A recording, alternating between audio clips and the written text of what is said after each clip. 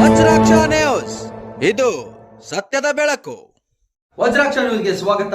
ನಾನು ಗುರುರಾಜ್ ಬಡ್ಗೇರ್. ಪ್ರಜಾಸೌಧ ಸ್ಥಳಾಂತರಕ್ಕೆ ಆಗ್ರಹಿಸಿ ಮುಂದುವರಿದ ಧರಣಿ ಸತ್ಯಾಗ್ರಹ. ಪ್ರತಿಭಟನಾಕಾರರಿಂದ ಆಮರಣಂತ ಉಪವಾಸದ ಎಚ್ಚರಿಕೆ. ವಿಜಯಪುರ ಜಿಲ್ಲೆ ತಾಳಿಕೋಟೆ ತಾಲೂಕಿನ ಮೈಲೇಶ್ವರ ಗ್ರಾಮದ ಸಮೀಪ ಪ್ರಜಾಸೌಧ ಕಟ್ಟಡ ನಿರ್ಮಾಣಕ್ಕೆ ಗುರುತಿಸಲಾದ ಸ್ಥಳವನ್ನು ವಿರೋಧಿಸಿ ಸ್ಥಳೀಯರು ನಡೆಸುತ್ತಿರುವ ಧರಣಿ ಸತ್ಯಾಗ್ರಹ ಗುರುವಾರ 16ನೇ ದಿನಕ್ಕೆ ಕಾಲಿಟ್ಟಿದೆ. ಪ್ರಜಾಸೌಧ ಕಟ್ಟಡವನ್ನು ತಾಳಿಕೋಟೆ ಪಟ್ಟಣದಲ್ಲಿಯೇ ನಿರ್ಮಿಸಬೇಕು ಎಂಬ ಬೇಡಿಕೆಯನ್ನು ಮುಂದಿಟ್ಟು ಹೋರಾಟಗಾರರು ತಮ್ಮ ಪ್ರತಿಭಟನೆಯನ್ನು ಮುಂದುವರಿಸಿದ್ದಾರೆ.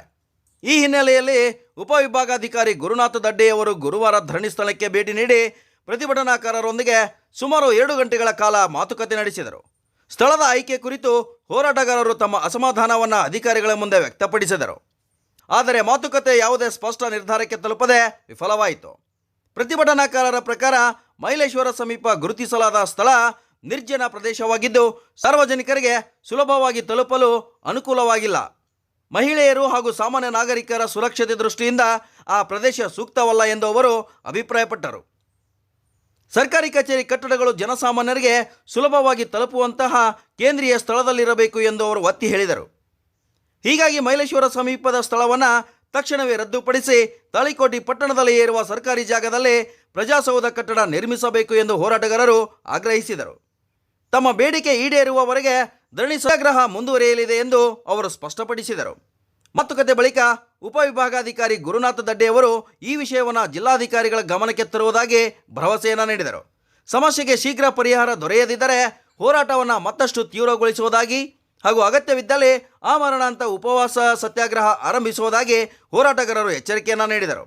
ಧರಣಿ ಸ್ಥಳದಲ್ಲಿ ಹೋರಾಟ ಸಮಿತಿ ಅಧ್ಯಕ್ಷ ದಶರಥ್ ಸಿಂಗ್ ಮನಗುಳಿ ಅವರು ಮಾತನಾಡಿ, ಪ್ರಜಾಸೌಧ ಕಟ್ಟಡವು ಜನಸಾಮಾನ್ಯರಿಗೆ ಅನುಕೂಲವಾಗುವಂತಹ ಕೇಂದ್ರೀಯ ಸ್ಥಳದಲ್ಲಿರಬೇಕು. ನಿರ್ಜನ ಪ್ರದೇಶದಲ್ಲಿ ಕಟ್ಟಡ ನಿರ್ಮಿಸಿದರೆ ಸಾರ್ವಜನಿಕರಿಗೆ ಅನಾನುಕೂಲ ಉಂಟಾಗುತ್ತದೆ ಎಂದು ಹೇಳಿದರು.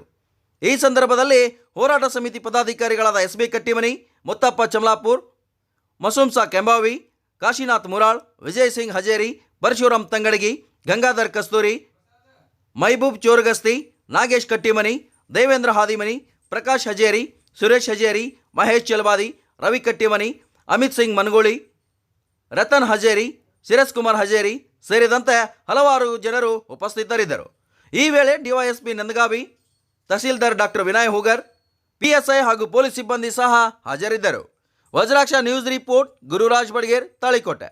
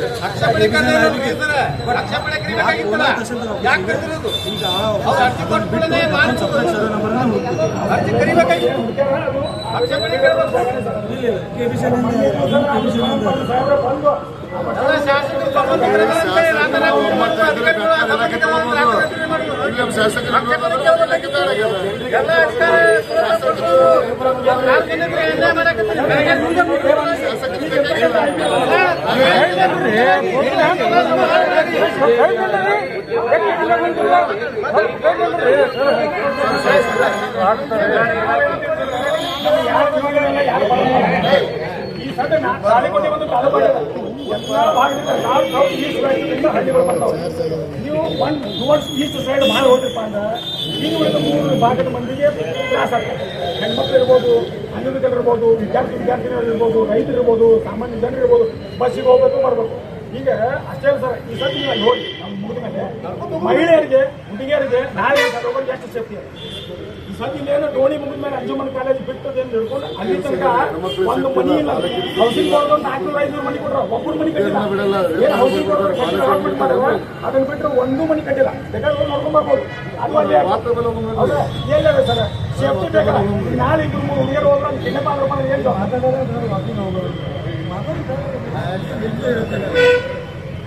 ಅಲ್ಲಿ ಹೋಗ್ತಾರೆ ಟೈಮ್ ಆಯ್ತು. ಸರ್ ಇದು ಉದ್ದೇಶಪೂರ್ವಕ ಇದು ವೈಯಕ್ತಿಕ ಲಾಭ ಉದ್ದೇಶಪೂರ್ವಕ ಅಲ್ಲ, ವೈಯಕ್ತಿಕ ಲಾಭಕ್ಕೆ ಕಾರ್ಯಕೋಡಿ ಜನರಿಗೆ ನುಕ್ಸಾನ ಆಗ್ತದೆ. ಈಗ ನಾವು ತಮ್ಮ ವೈಯಕ್ತಿಕ ಲಾಭಕ್ಕೆ ಮಾಡಿದ್ರೆ ಏನು ಉಪಯೋಗ ಆಗ್ತದೆ ಹೇಳಿ? ಅಷ್ಟು ದೂರ ದಿನ ಹೋಗುದು ಬರೋದು ಹೆಂಗಾಗ್ತದೆ ಹೇಳಿ? ನೀವು ನೋಡ್ಬೇಕು, ಒತ್ತಡ ತಂದು ಬಡ ಕಾಯ್ದೆ ಮರ್ಯಾದೆ ಒಂದು ಎನ್ಒಸಿ ಹಿಂದಿನಕ್ಕೆಲ್ಲ ಎನ್ಒಸಿ ಎಲ್ಲ ಎನ್ಒಸಿ ಅದ ಹಿಂದಿನ ನೋಡ್ರಿ, ಒಂದು ಎನ್ಒಸಿ ಇಲ್ಲ, ಒಂದು ಎಲ್ಲ ಎನ್ಒಸಿ ಗೊತ್ತು ಎನ್ಒಸಿ ಕೈಗೆ ಆಕ್ಷೇಪಣೆ ಮೀರಿ ತಕರಾರು ಎಲ್ಲರೂ ಮಾಡಿರಿ. ಇದಕ್ಕೆ ಯಾಕೆ ಮಾಡಿಲ್ಲ ಅಂತ ನಾವು 2 ವರ್ಷ 3 ವರ್ಷ ಕೇಳಬಹುದಾಗಿತ್ತಲ್ಲ.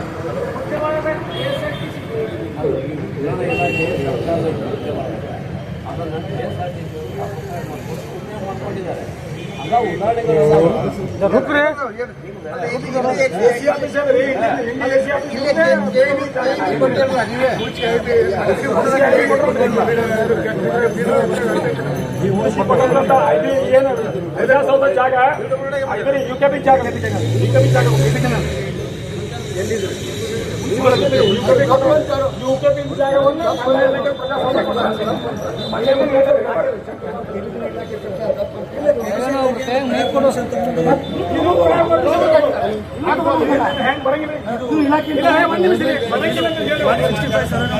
ಪರ್ಮಿಷನ್ಗೆ ಬರ್ದಿದ್ದಾರೆ.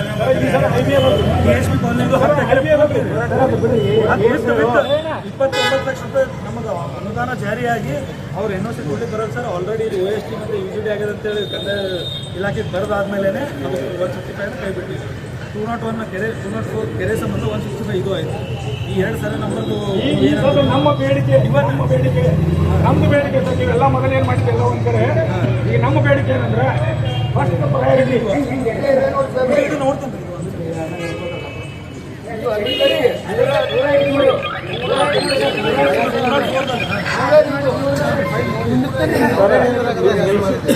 ಡಿಸಿಯವರ ಅನುಮೋದನೆ ಕೊಟ್ಟಿಲ್ಲ. ಅನುಮೋದನೆ ಲೆಟರ್ ಕೊಟ್ಟರೆ ಇನ್ನೂ ತನಕ ಕೊಟ್ಟಿರ್ತಾ ಇರಲ್ಲ. ಇದು ಪ್ರಜಾಸೌಧದ ಅನುಮೋದನೆ ಮಾಡಿಲ್ಲ ಡಿಸಿ ಅವರು. ಸ್ಥಳ ಪರಿಶೀಲನೆ ಮಾಡಿದ್ದ ಅದು ಯೋಗ್ಯ ಅಂತ ಅನುಮೋದನೆ ಕೊಡಬೇಕು ನೋಡಿ ಉತ್ತರ ಕೊಡಾಗ್ತಾ ಇರಲ್ರಿ. ಅನುಮೋದನೆ ಮಾಡಿಲ್ಲ ಡಿಸಿ ಅವರು. ಹಂಗಾಗಿ ಸ್ಥಳ ಪರಿಶೀಲನೆ ಮಾಡಿ ಅನುಮೋದನೆ ಕೊಡಬೇಕು. ಸ್ಥಳ ಪರಿಶೀಲನೆ ಮಾಡಿ ನಾವು ವರದಿ ಕಳಿಸಿರ್ತೀವಿ. ಅಂದ್ರೆ ಇನ್ನೂ ಅಪ್ರೂವ್ ಆಗಿಲ್ಲ. ಅಪ್ರೂವ್ ಆಗಿ ಅಮೌಂಟ್ ಜೊತೆ ರಿಲೀಸ್ ಆದಾಗ ನಾವು ಕನ್ಸ್ಟ್ರಕ್ಷನ್ ಜಾಗ ಹೆಂಗೆ ಖರೀದಿ ಹಾಕೊಂಡ್ರಿ? ಅಪ್ರೂವ್ ಆಗ ಜಾಗ ಹೆಂಗೆ ಖರೀದಿ ಹಾಕೊಂಡ್ರಿ? 23 ಸರ್ವೆ ನಮ್ಮ ಜಾಗ ನೀವು ಹೆಂಗೆ ಯಾವ ಆಧಾರದ ಮೇಲೆ ಖರೀದಿ ಹಾಕೊಂಡ್ರಿ? ಎಲ್ಲ ಕರೆಸ್ಪಾಂಡೆನ್ಸ್ ನಿಮ್ಮ ಹತ್ರನೇ ಇರೋದು. ಈಗ ಕರೆಸ್ಪಾಂಡೆನ್ಸ್ ತಹಸೀಲ್ದಾರ್ ತಾಲೂಕು ಜಿಲ್ಲಾಧಿಕಾರಿಗಳಿಗೆ ಏನು ಪ್ರಜಾಸೌಧಕ್ಕೆ 2 ಎಕರೆ ದಾನ ಕೊಡುವಂತ ಜಮೀನಕ್ಕೆ ಏನೋ ನಿರ್ದೇಶನ ಇರಲಾರೆ ನಿಮ್ಮ ಜಮೀನಿಗೆ ನೀವು ಹೆಂಗ್ ಪ್ರಜಾಸೌಧಕ್ಕೆ ಕೊಡ್ತೀರಿ ಮೇಡಮ್ ಅಂತ ನಾನು ಅವ್ರಿಗೆ ಪ್ರಶ್ನೆ ಮಾಡಕತ್ತೀನಿ. ಒಂದ್ ನಿಮಿಷ ಅದು ಆಗಿಂದ್ರಿ ಸರ್. ಅವರು ಟ್ರಾನ್ಸಾಕ್ಷನ್ ಹೌದು ನಮ್ಗೆ ಜಮೀನು ಎಲ್ಲಿ ಕೊಡ್ತೀವಿ ಪ್ರಪೋಸಲ್ ಸೈಟ್ ಎಲ್ಲಿ ಕೊಡ್ತೀನಿ ಅಂತ ಹೇಳಿದ್ರು. ಸರ್ಕಾರಕ್ಕೆ ಮೋಸ ಮಾಡಿ ರಸ್ತೆ ಬದಿಗೆ ರಾಜ್ಯ ಹೆದ್ದಾರಿಗೆ ಕೊಡ್ತೀನಿ ಅಂದಿದ್ದು. ಸುಮಾರು ಒಳಗಡೆ ರಸ್ತೆದಿಂದ 800 ಮೀಟರ್ ಅಂತರದಾಗ ನಮ್ಗೆ ಅದನ್ನ ಜಾಗವನ್ನು ಕೊಟ್ಟಾರ.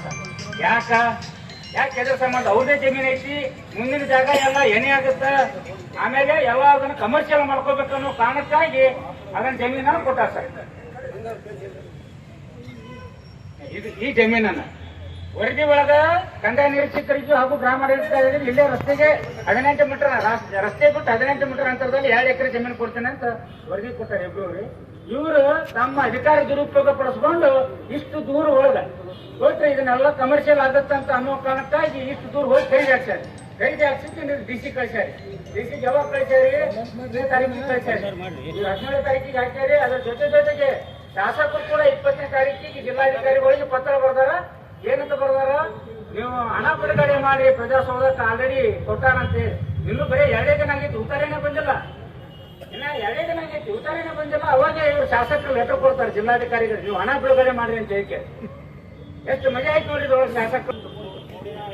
ಅಲ್ಲ ಮುಂದೆ 23ನೇ ತಾರೀಕಿಗೆ ಅಮಿತ್ ಸಿಂಗ್ ಹಾಗೂ ನಿತಿನ್ ಹಜೇರಿ ಆಮೇಲೆ ವಿಶ್ವನಾಥ್ ಹಜೇರಿ ಅವರು 23ನೇ ತಾರೀಕಿಗೆ ಇವ್ರು 17ನೇ ತಾರೀಕಿಗೆ ಖರೀದಿ ಹಾಕೊಂಡಾರೆ. 23ನೇ ತಾರೀಕಿಗೆ ಇನ್ನೂ 7 ದಿನ ಆಗಿಲ್ಲ. 23ನೇ ತಾರೀಕಿಗೆ ತಕರಾರು ಅರ್ಜಿ ಕೊಟ್ಟಾರ ಆಫೀಸ್ ಅರ್ಜಿ ಕೊಟ್ಟಾರ. ಆಫೀಸ್ ಮುಖ್ಯ ಅಧಿಕಾರಿಗಳು ಯಾರು ಇರ್ತಾರೋ ಕಂದಾಯ ಅಧಿಕಾರಿಗಳು ಇರ್ತಾರ, ಅವ್ರು ತಹಸೀಲ್ದಾರ್ಗೆ ಕೊಟ್ಟಾರ. ಅವ್ರು ನೇರವಾಗಿ ಅದನ್ನ ಮಾಡಿ ಸಾರ್ವಜನಿಕವಾಗಿ ತೊಂದರೆ ಆಗುತ್ತೆ ಅಷ್ಟು ದೂರ ಅಂತ ಹೇಳಿ ತಕರಾರು ಅರ್ಜಿ ಕೊಟ್ಟಾರ. ತಕರಾರು ಅರ್ಜಿ ಕೊಟ್ಟರು ಕೂಡ 27ನೇ ತಾರೀಕಿಗೆ ಇರ್ತಾರೆ ಮೋಟೇಶನ್ ಕ್ಲಿಯರ್ ಮಾಡ್ಯಾರ ಮೇಡಮ್ ಅವರು. ತಕರಾರು ಅರ್ಜಿ ಕೂಡ ಇದ್ರು ಕೂಡ ಮೋಟೇಶನ್ ಕ್ಲಿಯರ್ ಮಾಡ್ಯಾರ. ಇದ್ರ ಅಧಿಕಾರ ದುರುಪಯೋಗ ಆಗೈತೆ ಸರ್. ಪ್ರತಿ ಭಾಗದಲ್ಲೂ ಮೇಡಮ್ ಅವರು ಅಧಿಕಾರ ದುರುಪಯೋಗ ಆಗೈತೆ. ಇಲ್ಲಿ ಯಾಕ ಅವ್ರ ಸ್ವಂತ ಜಮೀನು ಐತೆ ಅನ್ನೋ ಕಾರಣಕ್ಕಾಗಿ ಅಧಿಕಾರ ದುರುಪಯೋಗ ಪಡಿಸ್ಕೊಂಡಾರ. ಸರ್ಕಾರಿ ಜಮೀನುಗಳು ಇಷ್ಟೊಂದಿತ್ತು, ನಮ್ಮ ನಿರ್ಜನ ಪ್ರದೇಶದಾಗ ಎದಕ್ಕೆ ಅವಶ್ಯಕತೆ ಏನೈತೆ ನಮ್ಗ? ನಾವ್ ಯಾಕೆ ಅಲ್ಲಿಗೆ ಹೋಗ್ಬೇಕು? ಅಲ್ಲ ಅಷ್ಟಾದ್ರೂ ಒಂದು NOC ಯಾವ ಇಲಾಖೆಗಿಂದು NOC ಪಡೆದಿಲ್ಲ. ಆಮೇಲೆ ಎಲ್ಲಿ ಆ ಪತ್ರಿಕಾ ಪ್ರಕಟಣೆ ಹೊಡಿಸಿಲ್ಲ. ಏನಾದ್ರೂ ಅಧ್ಯಕ್ಷ ನಿಂತಿರಿ ಕೊಡ್ರಿ ಅಂತ ಹೇಳ್ತೀರಿ, ಯಾರ ಕಡೆಯಿಂದ ಸಾರ್ವಜನಿಕ ಪ್ರಕಟಣೆ ಹೊಡಿಸಿಲ್ಲ. ಯಾಕ್ರಿ? ಅದಕ್ಕೋಸ್ಕರ ಇದು ಯಾರಿಗೋಸ್ಕರ ಮಾಡಕತ್ತೀರಿ? ಬಾಬಾ ಸಾಹೇಬ್ ಅಂಬೇಡ್ಕರ್ ಹಾಕಿಕೊಟ್ಟಿರ್ತಕ್ಕಂಥ ಒಂದು ಸಂವಿಧಾನದ ಅಡಿಯಲ್ಲಿ ನಾವು ಪ್ರತಿಭಟನೆಯನ್ನು ಹಮ್ಮಿಕೊಂಡಿದ್ದೀವಿ. ದಯಮಾಡಿ ನಮ್ಮ ಹಿರಿಯರು ಏನು ನಿಮ್ಮ ಹತ್ರ ರಿಕ್ವೆಸ್ಟ್ ಮಾಡ್ಕೊಂಡಿದ್ದಾರೆ, ಇದು ಶಾಂತಿಯುತವಾದಂತಹ ಹೋರಾಟ ಇದೆ, ಯಾವ ಸ್ವಾರ್ಥಕ್ಕಾಗಿ ಹೋರಾಟ ಅಲ್ಲ. ದಯಮಾಡಿ ನಮ್ಮ ಹಿರಿಯರು ಏನು ಹೇಳಿದ್ದಾರೆ, ಇದು ಪ್ರಜಾಸೌಧ ನಿರ್ಮಾಣ ಆಗೋವರೆಗೂ ಹೋರಾಟ ನಿಲ್ಲೋದಿಲ್ಲ. ದಯಮಾಡಿ ನಾವು ಈ ಮೂಲಕ ನಾನು ನಿಮ್ಮಲ್ಲಿ ವಿನಂತಿಸಿಕೊಳ್ತೇನೆ, ದಯಮಾಡಿ ವೇದಿಕೆ ವ್ಯವಸ್ಥೆ ಮಾಡ್ರಿ. ಯಾಕಂತಂದ್ರೆ ಇದು ಸುರಕ್ಷಿತವಾದ ಜಾಗ ಅಲ್ಲ.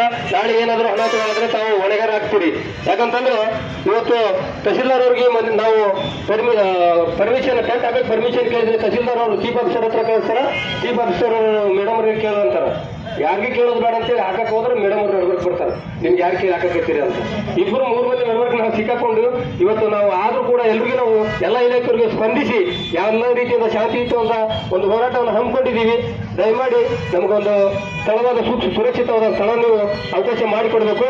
ಅದೇ ರೀತಿ ಈ ಒಂದು ಕರ್ನಾಟಕ ರಾಜ್ಯ ದಲಿತ ಸಂಘರ್ಷ ಸಮಿತಿ ಲಕ್ಷ್ಮೀನಾರಾಯಣ ನಾಗವಾಡ ಸ್ಥಾಪಿತ ಬೆಳಗಾವಿ ವಿಭಾಗೀಯ ಸಂಚಾಲಕರಾಗಿರತಕ್ಕಂಥ ದೇವೇಂದ್ರ ಹಾದಿಮನಿ ಇವರ ಒಂದು ನೇತೃತ್ವದಲ್ಲಿ ಇವತ್ತಿನ ದಿವಸ ಈ ಹೋರಾಟಕ್ಕೆ ಸಂಪೂರ್ಣ ಬೆಂಬಲವಾಗಿ ಸೂಚಿಸಿರ್ತಕ್ಕಂಥ